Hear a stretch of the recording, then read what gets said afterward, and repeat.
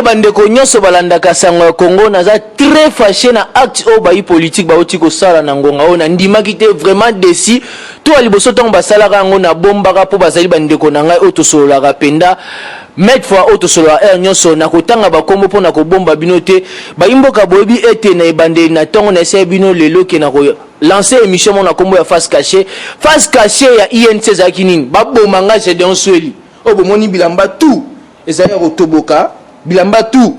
Douglas ndeko Douglas akanganga na kati ya bureau maître Bazi bakanganga na kati ya bureau po bayebisa ngai fona bando défendre Vital Kamerhe ngana kamwe ndeko Vital Kamerhe directeur chef de l'état afuta nga combien nga za avocat na été ngai na bénéficier na salaire on a vivre na sango ya Congo on a vivre na Rimé de Kinshasa et je ne suis pas habilité à défendre Vital Kamerhe na makamune au sala et comment fait possible ndeko Douglas na ndeko comment ne sunani ndeko nani ndeko Basile akanganga na kati ya bureau ba menacer nga voir me balongolanga monire bayimboka bebi mettre na lata monire et lelo lisusu na moi makasi ba menacer ngai boko mona bilamba tu eza ko pasuka bomonga na mutoki ba menacer nga ba beti ngai eloko ba betelinga nazo comprendre te nga za journaliste au milieu du village te nga nazalaka au milieu de la vérité et si la vérité za ndenga na rozala bayimboka tozali ko kende wapi na ba agression bo bazo menacer nga ba menace de mort au voir même Bobuka sa soka zaki mbangu te makufi na lokuto oh ba beti ngai ba mabanga yekuta kimi na akimi lelo suto skokuta suna poko lelo poto yebisa mino makambu oyo ezali koleka makambu oyo ezali koleka soka beso la fingi soka beso la lobby vérité soki pasteur Guillet a fingi mais yo yaka etelinga te ngana ba politicien te ngana journaliste yo ça doit répondre à sango ya Congo micro ezali au Brian Ozoao songa na ata na sali songa pe na ata to Brian Ozoao soki pe Bobuka sazali a filmer yo et bino wanda ko landela ngai voir même petit personne na vanda en tout cas chef de l'état démocratie ngoto lukaki to komo mona ba partenaire obosana bango ba bandara ko beta ka biso ba journaliste o essaie ce que to za quatrième pouvoir je suis vraiment déçu on a remis une insécurité oh bon pointer nga du doigt bande on a ba journaliste bokasi ba ko sepela makambo nyoso bino zeko sala bazo ebisanga mwana mboka ebisinga lelo que non je dois soit prudent na bato INC na ebité en tout cas la suki Bobuka satati na sima bilamba tout ezeko pasuka tout bilamba tout ezeko pasuka loboko tout a douleur naza porte-parole ya Vital Kamerhe te naza pas avocat na été na bando défendre naza pas membre INC mais nazali journaliste au milieu ya vérité là où vérité zalinga nazali cette fois-ci na redénoncer mututu face cachée ba politicien ezande bo bomaka batu bo betaka ba onde bo betanga boy mais bokanga mnote pote bandeko nyonso balandaka sango ya Congo naza très fâché na acte o bayi politique ba oti ko sala na ngonga ona ndimaki te vraiment déçu to aliboso tongo basalaka ngo na bombaka po bazali bandeko na ngai oto solaka penda mettre fois auto solo air nyonso na kotanga bakombo po na kobomba bino te bayimboka boyebi ete na ebande na tongo na ese bino lelo ke na ko lancer émission mo na kombo ya face cachée ya INC za kinini baboma nga je don sweli obo moni bilamba tout ezali ko toboka bilamba tout Douglas ndeko Douglas akanganga na kati ya bureau maître Bazi bakanganga na kati ya bureau po bayebisa ngai fona bando défendre Vital Kamerhe ngana kamwe ndeko Vital Kamerhe directeur chef de l'état afuta nga combien nga za avocat na été ngai na bénéficier na salaire on a vivre na sango ya Congo on a vivre na Rimé de Kinshasa et je ne suis pas habilité à défendre Vital Kamerhe na makamune au sala et comment fait possible ndeko Douglas na ndeko comment ne sunani ndeko nani ndeko Basile akanganga na kati ya bureau ba menacer nga voir me balongolanga monire bayimboka bebi mettre na lata monire et lelo lisusu na moi makasi ba menacer ngai boko mona bilamba tu eza ko pasuka bomonga na mutoki ba menacer nga ba beti ngai eloko ba betelinga nazo comprendre te nga za journaliste au milieu du village te nga nazalaka au milieu de la vérité et si la vérité za ndenga na rozala bayimboka tozali ko kende wapi na ba agression bo bazo menacer nga ba menace de mort au voir même Bobuka sa soka za kimbangute makufi na lokuto oh ba betingai ba mabanga yekuta kimi na akimi lelo suto skukuta suna poko lelo poto yebisa mino makambu oyo ezali koleka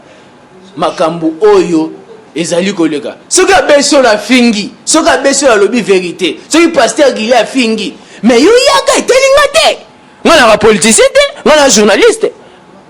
yo ça doit répondre à sango ya Congo micro ezali oboya na ozwa songa na ata na sali songa pe na tanto oboya na ozwa yo soki pe babuka sazali a filmer yo et bino wana kolandela ngai voir même petit pes na ovanda en tout cas chef de l'état démocratie ngoto lukaki tokomo mona ba partenaire obosana bango babandaka ko betaka biso ba journaliste o essaye ce que toza quatrième pouvoir je suis déçu je suis vraiment déçu on a remis une insécurité oh bon pointer nga du doigt bandona ba journaliste bokasi ba ko sepela makambo nyoso bino zeko sala bazo ebisanga mwana mboka ebisinga lelo que non je dois soit prudent na bato INC na ebité en tout cas la suki babuka satati na sima bilamba tout ezeko pasuka tout bilamba tout ezeko pasuka loboko tout a douleur naza porte-parole ya Vital Kamerhe te naza pas avocat na été na bando défendre naza pas membre INC mais nazali journaliste au milieu ya vérité là où vérité zalinga nazali cette fois-ci na redénoncer mututu face caché ba politicien ezande bo bomaka batu bo betaka ba onde bo betanga boy mais bokanga mnote pote bandeko nyonso balandaka sango ya Congo naza très fâché na acte o bayi politique baoti ko sala na ngonga ona ndimaki te vraiment déçu to aliboso tongo basalaka ngo na bombaka po bazali bandeko na ngai otosolola penda mettre fois otosolola nyonso na kotanga bakombo pona ko bomba bino te bayimboka boyebi ete na ebande na tongo na ese bino lelo ke na ko lancer émission mona kombo ya face cachée ya INC zaki nini baboma nga je don sweli o bomoni bilamba tout ezali ya kotoboka bilamba tout Douglas ndeko Douglas akanganga na kati ya bureau maître Bazi bakanganga na kati ya bureau po bayebisa ngai fona bando défendre Vital Kamerhe nga na kamwe ndeko Vital Kamerhe directeur et chef de l'état afuta nga combien nga za avocat na été ngai na bénéficier na salaire on a vivre na sango ya Congo on a vivre na Rimé de Kinshasa et je ne suis pas habilité à défendre Vital Kamerhe na makamune au sala et comment fait possible ndeko Douglas na ndeko comment ne sunan ndeko nani ndeko Basile akanganga na kati ya bureau ba menacer nga voir me balongolanga monire ba imboka bebi mettre na lata monire et lelo lisusu na moi makasi ba menacer ngai boko mona bilamba tu eza ko pasuka bo moninga na mutoki ba menacer nga ba beti ngai eloko ba betelinga nazo comprendre te nga za journaliste au milieu du village te nga nazalaka au milieu de la vérité et si la vérité za ndenga na rozala ba imboka tozali ko kende wapi na ba agression bo bazo menacer nga ba menace de mort au voir même Bobuka sa soka za kimbangute makufi na lokuto oh ba betingai ba mabanga yekuta kimi na akimi lelo suto skukuta suna poko lelo poto yebisa mino makambu oyo ezali koleka makambu oyo ezali koleka soka beso la fingi soka beso la lobi vérité soki pasteur gili a fingi mais yo yaka etelinga te ngana ba politicien te ngana journaliste yo ça doit répondre à sango ya Congo micro ezali oboya na ozwa songa na ata na sali songa pe na tanto oboya na ozwa yo soki pe babuka sazali a filmer yo et bino wana kolandela ngai voir même petit pes na ovanda en tout cas chef de l'état démocratie ngoto lukaki tokomo mona ba partenaire obosana bango babandaka ko betaka biso ba journaliste o essaye ce que toza quatrième pouvoir je suis déçu je suis vraiment déçu on a remis une insécurité oh bon pointer nga du doigt bandona ba journaliste bokasi ba ko sepela makambo nyoso bino zeko sala bazo ebisanga mwana mboka ebisinga lelo que non je dois soit prudent na bato INC na ebité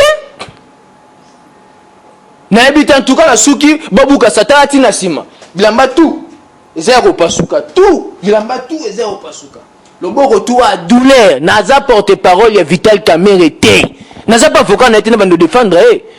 naza pas membre INC mais nazali journaliste au milieu il y a vérité là où vérité zalinga nazali. Cette fois-ci na redénoncer mututu face caché à politiciens et zande bo bomara batu bo betara ba onde bo betanga bo mais bokanga mnote.